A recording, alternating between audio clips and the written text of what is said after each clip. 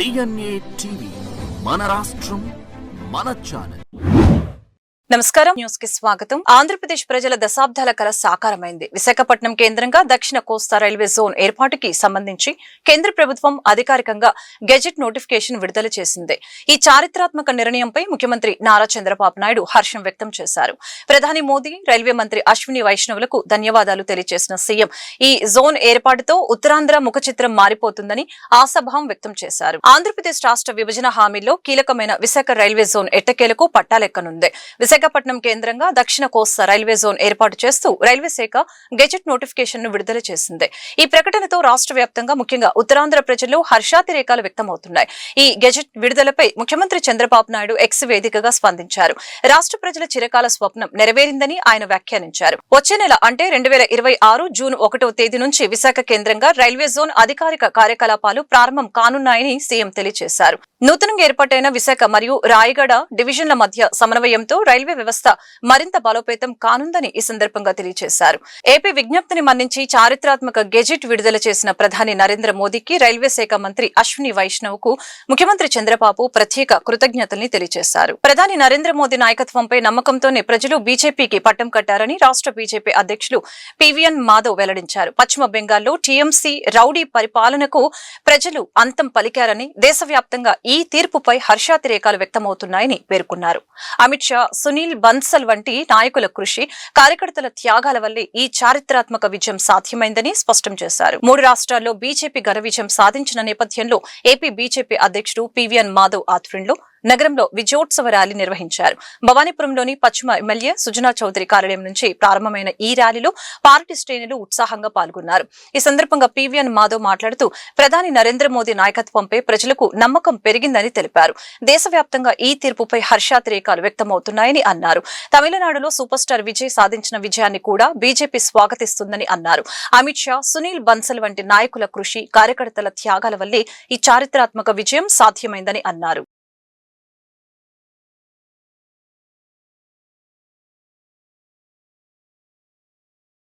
జరిగిన ఫలితాలు 5 రాష్ట్రాల్లో భారతీయ జనతా పార్టీ విజయ దుందుబి మోగించడం, ముఖ్యంగా పశ్చిమ బెంగాల్లో ఏదైతే మమతా బెనర్జీ యొక్క నిరంకుశ రౌడీ పరిపాలనకి అంతమొందిస్తూ బెంగాల్ ప్రజలు ఇచ్చిన తీర్పు ఏదైతే ఉందో యావత్ దేశంలో ప్రతి వ్యక్తి ఇవాళ ఆనంద డోలికలో ఉన్నారు. ముఖ్యంగా భారతీయ జనతా పార్టీ కార్యకర్తకి అత్యంత ఉత్సాహవంతమైన అత్యంత గొప్ప విజయం సాధించడం జరిగింది. మా పార్టీ వ్యవస్థాపకులు డాక్టర్ శ్యామ్ ప్రసాద్ ముఖర్జీ పుట్టిన ఊరు. భారతీయ జనసంఘి ప్రారంభంలో 1 సీటు బెంగాల్ నుంచి రావటం జరిగింది. అప్పుడు మా ప్రస్థానం ప్రారంభమైంది. భారతీయ జనసంఘ్ జాతీయ పార్టీగా మారడానికి కూడా బెంగాల్ కారణం. ఆ విధంగా 1951 నుంచి మా యొక్క ప్రస్థానం ఇవాళ 75 వసంతాలు పూర్తి చేసుకునే సందర్భంలో బెంగాల్ విజయం మా అందరికీ ఒక తీపి గుర్తుని ఇవ్వటం జరుగుతుంది. ఇది ఒక చారిత్రాత్మక విజయం. నరేంద్ర మోడీ గారి నేతృత్వంలో ఇటువంటి అనేక రకాల అద్భుతాలు జరుగుతున్నాయి. దేశవ్యాప్తంగా 20 రాష్ట్రాల్లో భారతీయ జనతా పార్టీ ఎన్డీఏ ప్రభుత్వాలు ఉండటం ఏదైతే ఉందో దేశానికి మహర్దశ పట్టిందనడానికి ఇది తార్కాణం. ఇవాళ మమతా బెనర్జీ నేతృత్వంలో అక్కడ అనేక రకాలుగా అరాచకాలు, అలాగే బంగ్లాదేశీ చొరబాటులకి ఆలవాళంగా మార్చుకున్న నేపథ్యంలో ఈ యొక్క బెంగాల్ విజయం మాకు పెద్ద ఎత్తున ఆనందాన్ని ఇస్తుంది. కనుక కార్యకర్తల మధ్యలో ఇది సంబరాలు చేసుకుంటూ అలాగే పాండిచ్చేరి, అస్సాంలో కూడా హేమంత్ బిశ్వా శర్మ నేతృత్వంలో ఒక అద్భుత విజయాన్ని సాధించడం జరిగింది. అలాగే మైనార్టీస్ ఉన్నారు, భారతీయ జనతా పార్టీ దూరంగా ఉన్నారు, వాళ్ళు ఓట్లేరు అనుకునే ఇంకొక ఏదైతే భ్రమ ఉందో అది కూడా తొలగింది.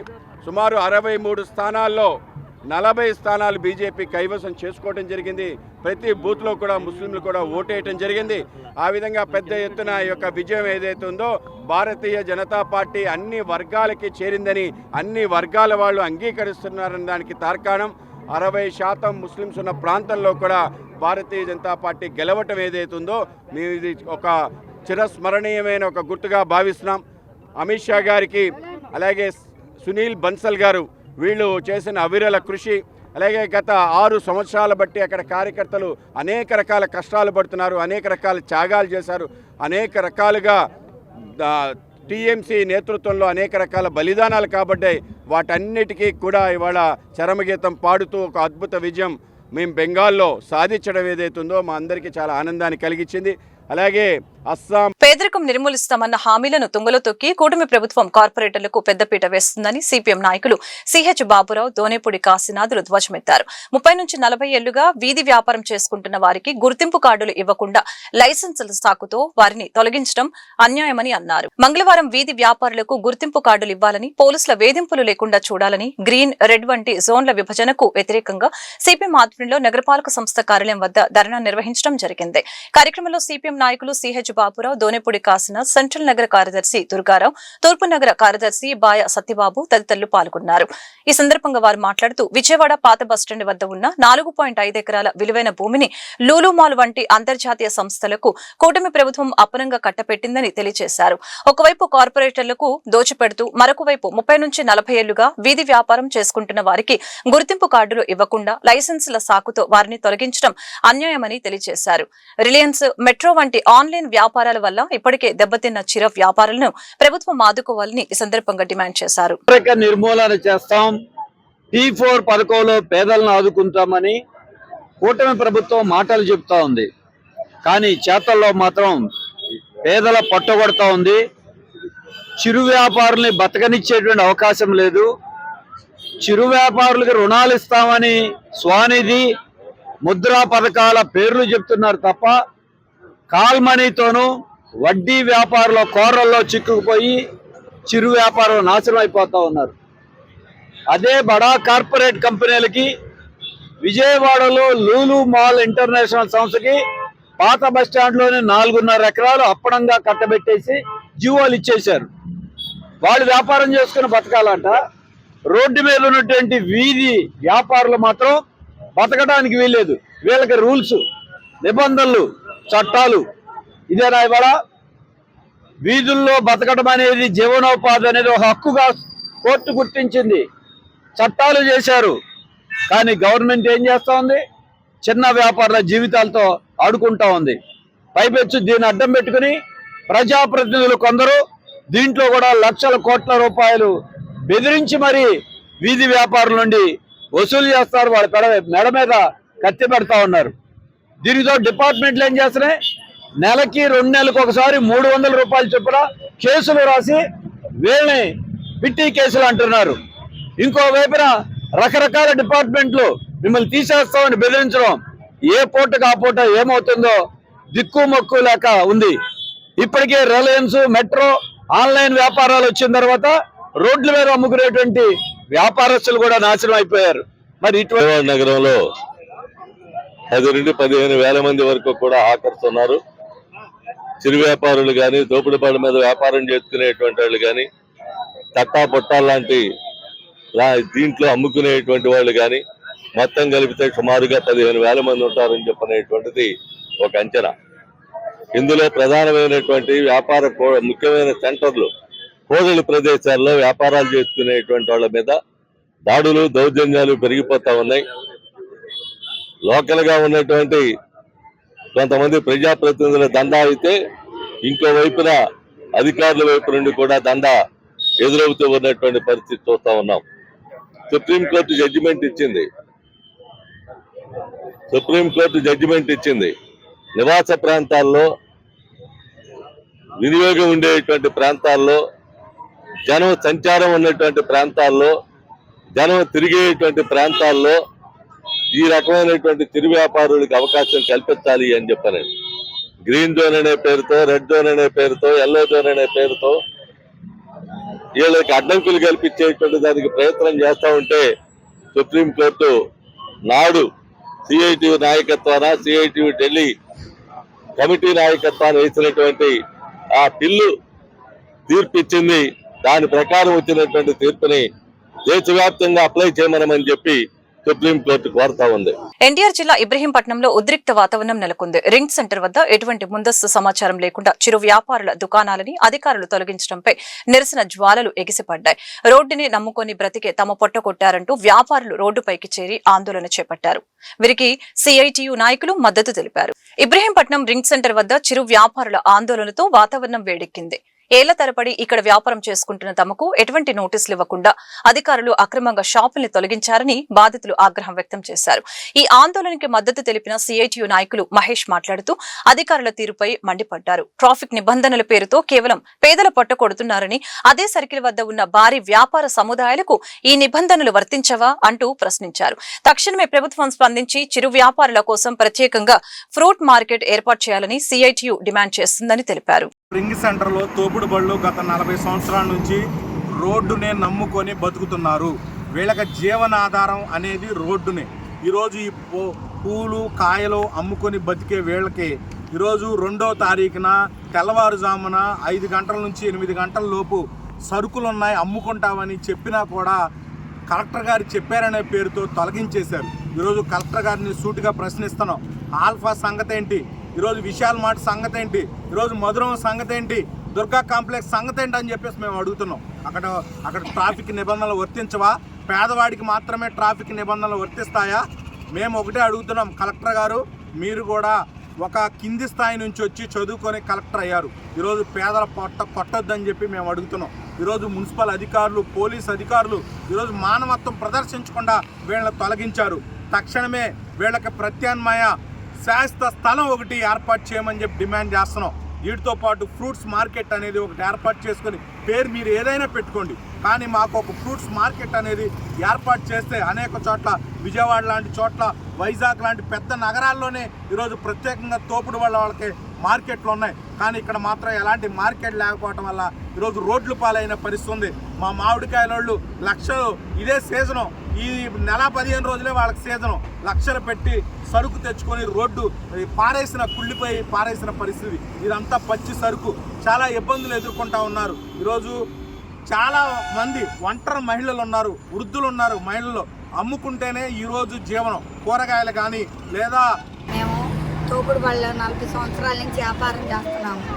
మా ఇంట్లో మా ఆయన గారికి పక్షవాతం వచ్చిందండి, ఇట్లా చేసుకుంటేనే ఇబ్బందులండి అని మాట్లాడామండి. 1వ తారీఖు రోజు మాత్రం చిట్టుబాబు గారింటికి అర్ధరాత్రి 2ంటికి వెళ్ళామండి అందరం కలిసి. కనీసం ఆయన గారికి సహకరించలేదండి. కాకపోయినా సరే తెల్లారిపోతున్న వచ్చినా కూడా మాట్లాడతామని అంటే మా ఇంట్లో పరిస్థితులు బాగలేదు సార్ గారు, ఈ ఒక్క సాయం చేయండి, ఈ కాయలు అమ్ముకుంటేనే మేము బతికేది, ఈ మందులు తెచ్చుకోవాలి, మా ఆయన బతికించుకోవాలని బతిలాడినా కూడా సరే డాక్టర్లకు ఎక్కిచ్చారు. మాదేముందమ్మా కలెక్టర్ గారిని అడగండి అన్నారు. కలెక్టర్ గారిని దండాలు పెడుతున్నామండి. మేము 40 సంవత్సరాల నుంచి ఈ బతుకుతున్నాం. మేము మమ్మల్ని ఈరోజు రోడ్డు పాలు చేశారండి. ఆహారం లేక తిండి తిప్పలు లేకుండా మమ్మల్ని బాధలు పెడుతున్నారు. మరి మేము చేసిన పాపం ఏంటంటే అద్దెలు కట్టుకుంటా ఇంట్లో పరిస్థితులు బాగోకపోయినా ఎట్టోగా తిండికి కడితే చాలే, అద్దె కట్టుకుంటే చాలే అనుకున్నామండి. మరి మమ్మల్ని ఇందులోనే ఉంచుతారో లేదో మాకైతే నమ్మకలేదు. ప్రత్యేక న్యాయం చూపిండి, ఉండటానికి ఒక నీడమండి, కొద్దిగా కాయలు అమ్ముకొని బతకడానికి మిమ్మల్ని అడుగుతున్నాం, కోరుకుంటున్నామండి, దండం పెడుతున్నామండి అంతే. విజయవాడలో కార్పొరేట్ మరియు విద్యారంగాల అవసరాలకు అనుగుణంగా ప్రముఖ ఫర్నిచర్ సంస్థ ఫెదర్లైట్ తన నూతన ఎక్స్పీరియన్స్ సెంటర్ ని ప్రారంభించింది. 5500 చదరపు అడుగుల విస్తీర్ణంలో ఏర్పాటు చేసిన ఈ కేంద్రాన్ని రాష్ట్ర పురపాలక పరిపాలన మరియు పట్టణాభివృద్ధి శాఖ మంత్రి డాక్టర్ పొంగూరు నారాయణ ప్రారంభించారు. అంతర్జాతీయ ప్రమాణాలతో కూడిన ఎర్గోనామిక్ ఫర్నిచర్ ని స్థానిక సంస్థలకు అందుబాటులోకి తీసుకుని రావటం లక్ష్యంగా ఈ సెంటర్ పనిచేస్తుందని అన్నారు. ఆధునిక పని వాతావరణాన్ని మార్చే దిశగా దేశంలోనే గుర్తింపు పొందిన ఫెదర్లైట్ సంస్థ విజయవాడలో అడుగుపెట్టింది. మే 5వ తేదీన నగరంలో అత్యంత ప్రతిష్టాత్మకంగా 5500 చదరపు అడుగుల విస్తీర్ణంలో నిర్మించిన తన ఎక్స్పీరియన్స్ సెంటర్ ని ఘనంగా ప్రారంభించింది. ఈ కార్యక్రమానికి ముఖ్య అతిథిగా విచ్చేసిన మంత్రి పొంగూరు నారాయణ కేంద్రాన్ని ప్రారంభించి అక్కడ ప్రదర్శించిన వివిధ రకాల ఉత్పత్తుల్ని ఆసక్తిగా పరిశీలించడం జరిగింది. విజయవాడలో ఈ సెంటర్ ని ప్రారంభించడం పట్ల Featherlite group associate director Kiran Dhiren Chellaram హర్షం వ్యక్తం చేశారు. ఏపీలో పెరుగుతున్న వ్యాపార అవకాశాలకి దృష్టిలో పెట్టుకుని ఆర్కిటెక్టులు మరియు కార్పొరేట్ లీడర్లు నేరుగా నాణ్యతను పరీక్షించేలా ఈ సెంటర్ ని తీర్చిదిద్దినట్లు ఆయన పేర్కొన్నారు. ఈ కార్యక్రమంలో వివాటెక్ మేనేజింగ్ డైరెక్టర్ విశాల్ సిద్ధం శెట్టితో పాటు పలువురు ప్రముఖులు పాల్గొన్నారు. ఫెదర్లైట్ ఎక్స్పీరియన్స్ సెంటర్ ని 5500 చదరపు అడుగుల్లో చాలా చక్కగా లేటెస్ట్ ఫర్నిచర్తో ఈరోజు ఈ యొక్క తాడేపల్లి మంగళగిరి కాన్స్టిట్యున్సీలో ఈరోజు ఏర్పాటు చేసిన విశాల్ వారి యొక్క కుటుంబ సభ్యులందరికీ నా యొక్క అభినందనలు, వాళ్ళందరికీ నా యొక్క శుభాకాంక్షలు. 6,50,000 చదరపు అడుగుల్లో యాక్చువల్గా హై క్వాలిటీ ఆఫ్ మిషనరీతో యాక్చువల్గా ఈ ఎక్విప్మెంట్ అన్నింటినీ లేటెస్ట్ టెక్నాలజీతో చేయడం జరుగుతుంది. ఇప్పుడే నేను యాక్చువల్గా చూశాను, చాలా చక్కగా ఫర్నిచర్. ఎందుకంటే నారాయణ చూస్తే కొన్ని కొత్తవి చూపించారు. యాక్చువల్గా నిజంగా ఐఎమ్ రియల్లీ హ్యాపీ. ఏదైతే పిల్లలు ఇంటరాక్షన్ అవుతూ చదువుకుంటూ ఒకరికొకరు ఇంటరాక్షన్ అవుతూ చదవాలనుకుంటే అటువంటి వాళ్ళకి ఆ చైరు 360 degreesలో తిరిగేటట్టుగా, జనరల్గా అయితే కూర్చొని వెనకాలతో మాట్లాడాలా, అటుగా ఆటోమేటిక్గా చైర్ తిరిగేటట్టుగా చాలా చక్కగా చేశారు. నిజంగా ఐఎమ్ అప్రిషియేటింగ్ దెమ్. ఎందుకంటే పరిస్థితులు మారేదాన్ని బట్టి ప్రతి మారాలా. all the different new technology used in our furniture, and Featherlight India lo now one of the top trustworthy office furniture brands, and ikkada exclusive showroom chustunte our intention and growth ippudu Vijayawada is a growing city, Amravati, Guntur and ee mottham peripheries lo, so this is a landmark showroom for Featherlight and for us, and ikkada mainly we want to redefine how furniture is experienced by all the customers. ఇప్పుడు చూస్తే మేము చాలా educational universities like VIT, KLU ఇవన్నిటికి cater చేశాము. So Amrita university, and మన ఫెదర్లైట్లో one of the beautiful things ఏమంటే ergonomic seatings. అంటే మీరు కూర్చుంటే మీ posture in terms of support. సాంకేతిక కారణాలతో ప్రభుత్వ పెన్షన్ అందక ఇబ్బంది పడుతున్న పేదలకు అండగా నిలిచారు విజయవాడ సెంట్రల్ ఎమ్మెల్యే ప్రభుత్వ విప్ బోండా ఉమామేశ్వరరావు. మానవత్వమే ప్రాధాన్యంగా తన సొంత నిధుల నుంచి ప్రతి నెల పెన్షన్ అందజేస్తూ నియోజకవర్గ ప్రజల పట్ల తనకున్న మక్కువను చాటుకున్నారు. ప్రజాసేవలో తనదైన ముద్ర వేస్తున్నారు విజయవాడ సెంట్రల్ నియోజకవర్గ శాసనసభ్యులు మరియు ప్రభుత్వ విప్ బోండా ఉమామేశ్వరరావు. మంగళవారం ఉదయం సింగ్ నగర్ లోని తన కార్యాలయం వేదికగా నియోజకవర్గంలోని 14 మంది నిరుపేదలకు తన సొంత నిధులతో నెలకు 4,000 రూపాయల చొప్పున పెన్షన్ నగదును అందజేశారు. సాంకేతిక లోపాల వల్ల ప్రభుత్వ పెన్షన్ నిలిచిపోయి ఆర్థికంగా కుదేలైన బాధితుల్ని గుర్తించి వారికి భరోసా కల్పిస్తున్నారు బోండా ఉమా. 60వ డివిజన్ వాంబే కాలనీకి చెందిన ఎస్డి బషీరున్నీసా, ఎస్కే సుబానీతో పాటు 24వ డివిజన్ గిరిపురం నివాసి కంబంపాటి సావిత్రికి ఈ నెల పెన్షన్ నగదును అందజేశారు. ప్రభుత్వం నుంచి సహాయం అందే వరకు వేచి చూడకుండా మానవతా దృక్పథంతో తన సొంత డబ్బును వెచ్చిస్తూ నిజమైన ప్రజా నాయకుడిగా నిలుస్తున్నారని స్థానికులు కొనియాడుతున్నారు. మైనారిటీల పట్ల ప్రత్యేక శ్రద్ధ చూపిస్తూ సంక్షేమం కోసం నిరంతరం కృషి చేస్తున్న బోండా ఉమా సేవలు అభినందనీయమని లబ్ధిదారులు హర్షం వ్యక్తం చేస్తున్నారు. 5 years నుంచి సో మేము ఎమ్మెల్యే సార్ దగ్గరికి వచ్చి మా రిక్వెస్ట్ చేశాము పెన్షన్ గురించి. సార్ వెంటనే స్పందించి ఎవ్రీ మంత్ నేను ఇస్తానమ్మా మీకు అని చెప్పేసి మాకు ఈ కొత్త సంవత్సరం నుంచి 5 months నుంచి మా అమ్మమ్మ గారికి పెన్షన్ ఇవ్వడం జరుగుతుందండి. ఎమ్మెల్యే సారు వాళ్ళ ఫ్యామిలీ అందరూ ఆ అల్లా ఆశీస్సులతో ఆయురారోగ్యాలతో ఉండాలని, ఇలాంటి మంచి కార్యక్రమాలు ఇంకా ఎన్నో చేయాలని కోరుకుంటూ మనస్ఫూర్తిగా ధన్యవాదాలండి. నాకు పిడిసలు వస్తున్నాయి. చాలా కాలం నుంచి పెన్షన్ వచ్చి ఆగిపోయింది సార్. 3 సంవత్సరాల నుంచి ఉమా గారిని కలిశాను. చాలా చెప్పలేని సహాయం చేస్తూ ఇప్పుడు సంవత్సరం నుంచి నాకు సహాయం చేస్తూ ఉన్నారండి. ఏ పని చేసుకోలేకపోతున్నాను. ఆయన దయ వల్ల కొద్దిగా తిరగలుగుతున్నానండి. చేతులు కాళ్ళు తిమ్మిర్లు వచ్చి ఏం చేసుకోలేకపోతే ఎవరు చేయలేని సహాయం సార్ చేశారండి. ఉమా గారికి చాలా కృతజ్ఞతగా రుణపడి ఉంటాను. ఇట్లు నా పేరు కంబంపాటి సావిత్రి. నా పేరు వి సుబ్బలక్ష్మి అండి. 59వ డివిజన్ బాంబే కాలనీ 130 బ్లాకు. అయితే ఎమ్మెల్యే గారి దగ్గరికి వచ్చాము. నాకు కిడ్నీలో రాళ్ళు ఉన్నాయండి, 1,50,000 అయింది. అయితే డబ్బుల కోసం ఎంత కొంతని సీఎం రిలీఫ్ ఫండ్ అనేది పెట్టామండి. పెడితే 3 సార్లు ఫోన్ చేశారండి. వచ్చాము, చెక్ ఇచ్చారండి. ఎమ్మెల్యే గారికి రుణపడి ఉంటామండి. 59వ డివిజన్లో మేము ఉంటాము. మా నాన్నగారికి ఒంట్లో బాగోకపోతే హాస్పిటల్ కాడ తీసి చూపించాం. కిడ్నీ ప్రాబ్లం అని చెప్పారు. 80,000 దాకా ఖర్చు అయింది. అప్పుడు సీఎం గారి దగ్గరికి వచ్చాం, అదే బోండా అమ్మ గారి దగ్గరికి వచ్చాం. వస్తే వాళ్ళు సీఎం ఫండ్కి పెట్టుకొని అన్నా అని చెప్పి అన్నారు. అలా పెట్టుకుంటేనే మాకు బోండమ్మ గారు మాకు చెక్ ఇచ్చారు. సీఎం గారికి బోండమ్మ గారికి ధన్యవాదాలు.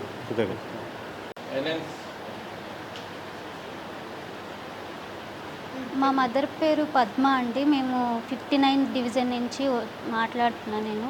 మా మదర్కి ఒక 3 మంత్స్ బ్యాక్ సివియర్గా బాగా షుగర్ లెవెల్స్ అన్నీ పడిపోయి ఎమర్జెన్సీగా హాస్పిటల్లో జాయిన్ చేసాము. అయితే అన్ఎక్స్పెక్టెడ్గా చాలా అమౌంట్ బాగా ఖర్చు అయింది. అయితే నేను ఇక్కడ పార్టీ ఆఫీస్కి వచ్చి ఇక్కడ కింద స్టాఫ్ని కలవడం జరిగింది. వాళ్ళు ఎమ్మటే రెస్పాండ్ అయ్యి అప్లికేషన్ అవన్నీ ఇచ్చి ఏమేమి కావాలి వాటికన్నీ సబ్మిట్ చేసి మళ్ళీ ఇంకోసారి రిపీట్గా తిరగకుండా మాకు మళ్ళీ 3 మంత్స్కి కాల్ చేసి చెక్ వచ్చిందమ్మా, అప్రూవల్ అయిందని కాల్ చేశారు. కాపు విద్యార్థులకి ఫీజు రియంబర్స్మెంట్ దక్కడంలో పిల్లా వెంకటేశ్వరరావు చేసిన కృషి మరవలేనిదని వక్తలు కొనియాడారు. కాపులంతా ఒకే తాటిపైకి వచ్చి ఐక్యంగా పోరాడితేనే జాతికి న్యాయం జరుగుతుందని, అదే పిల్లా వెంకటేశ్వరరావుకు ఇచ్చే ఘనమైన నివాళి అని పేర్కొన్నారు. ఆంధ్రప్రదేశ్ రాష్ట్ర కాపునాడు అధ్యక్షులు పిల్లా వెంకటేశ్వరరావు 5వ వర్ధంతి కార్యక్రమం విజయవాడ ప్రెస్ క్లబ్ లో ఘనంగా నిర్వహించడం జరిగింది. ఈ కార్యక్రమంలో కాపు జేఏసీ నాయకులు చందు జనార్దన్, దాసరి రాము, కబడ్డీ శ్రీను, పిల్లా వెంకటేశ్వరరావు, కుమార్తె శ్రీదేవి, బుదినేని దుర్గానాయుడు, లంకా రాంబాబు, చలమలశెట్టి శ్రీనివాసరావు తదితరులు పాల్గొని పిల్లా వెంకటేశ్వరరావు చిత్రపటానికి పూలమాలలు వేసి ఘనంగా నివాళులర్పించారు. ఈ కార్యక్రమంలో పొరుమామిళ్ల ఈశ్వర్ తదితరులు పాల్గొన్నారు.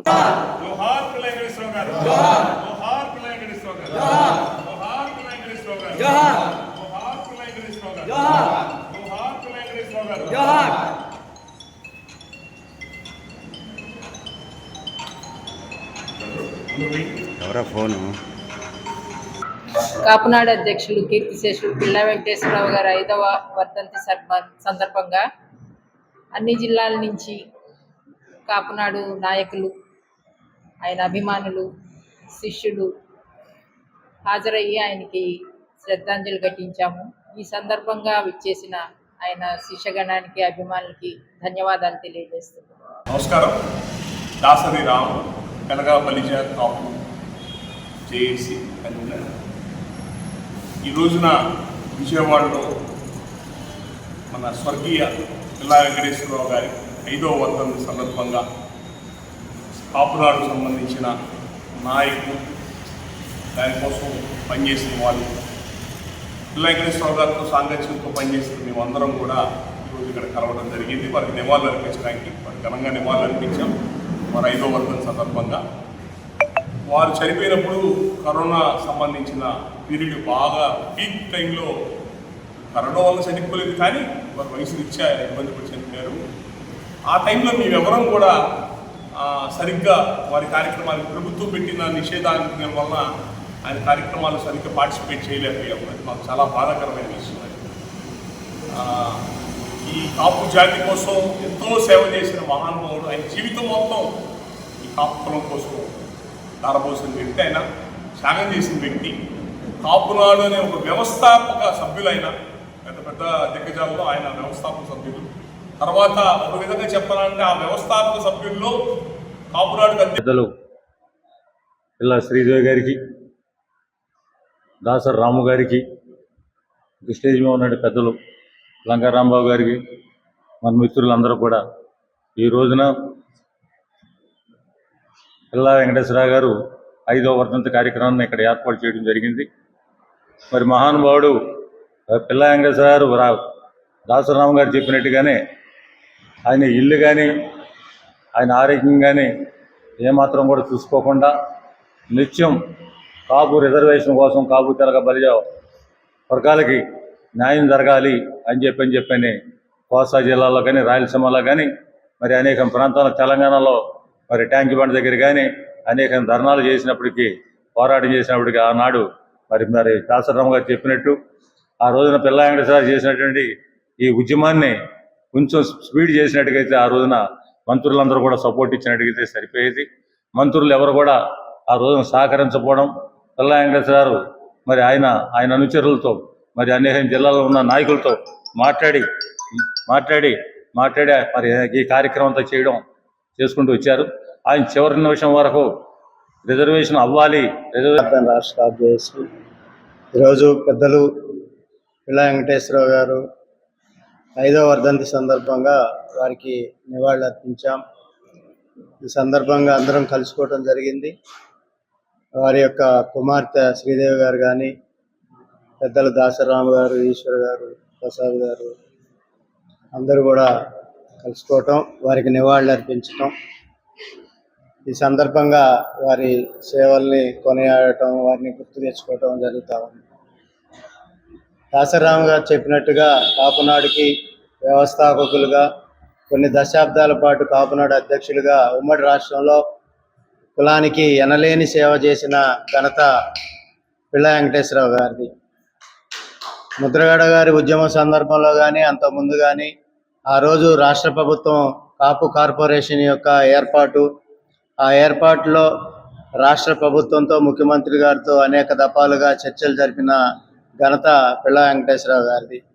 ఫీజు రీఎంబర్స్మెంట్ దగ్గర నుంచి కాపు కార్పొరేషన్ ఏర్పాటు దాకా కూడా విజయవాడ ఇంద్రకీలాద్రిపై భక్తి భావం వెల్లివిరిసింది. నేడు సంకటహర చతుర్థిని పురస్కరించుకుని శ్రీ దుర్గా మల్లేశ్వర స్వామి వారి దేవస్థానంలో విఘ్నేశ్వరుడికి ప్రత్యేక పూజలు నిర్వహించారు. పాత యాగశాల వద్ద శాస్త్రోక్తంగా జరిగిన గణపతి హోమంలో ఆలయ ఈవో సీనా నాయకు పాల్గొన్నారు. విజయవాడ ఇంద్రకీలాద్రిపై కొలువై ఉన్న శ్రీ కనకదుర్గమ్మ ఆలయంలో సంకటహర చతుర్థి వేడుకలు ఘనంగా జరిగాయి. పాత యాగశాల వేదికగా ఆలయ ఉప ప్రధాన అర్చకులు శంకర సాండిల్య, అర్చక కార్తిక్ మరియు అర్చక బృందం ఆధ్వర్యంలో ప్రత్యేక పూజా కార్యక్రమాలు నిర్వహించారు. ఈ కార్యక్రమానికి ఆలయ కార్యనిర్వహణాధికారి వికే సీనా నాయకు హాజరై స్వామివారిని దర్శించుకుని పూజల్లో పాల్గొన్నారు. ప్రతి తెలుగు మాసంలో వచ్చే సంకటహర చతుర్థి నాడు విఘ్న నాయకుడికి పూజలు చేయటం ఇక్కడ ఆనవాయితీగా వస్తుందని తెలియజేశారు. చతుర్థి కావటంతో ఇంద్రకీలాద్రిపై ఉన్న లక్ష్మీ గణపతి ఆలయానికి భక్తులు పోటెత్తారు. తమ కష్టాలను తొలగించాలని ఆ విఘ్నేశ్వరుణ్ణి వేడుకున్నారు.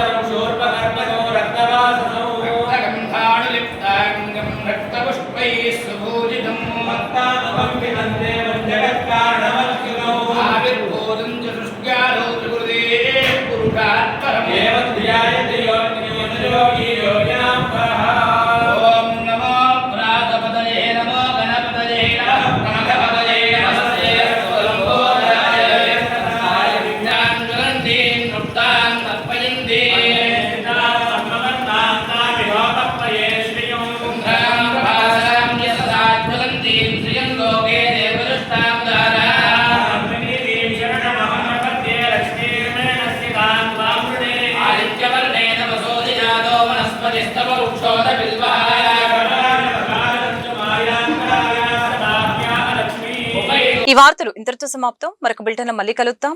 నమస్కారం.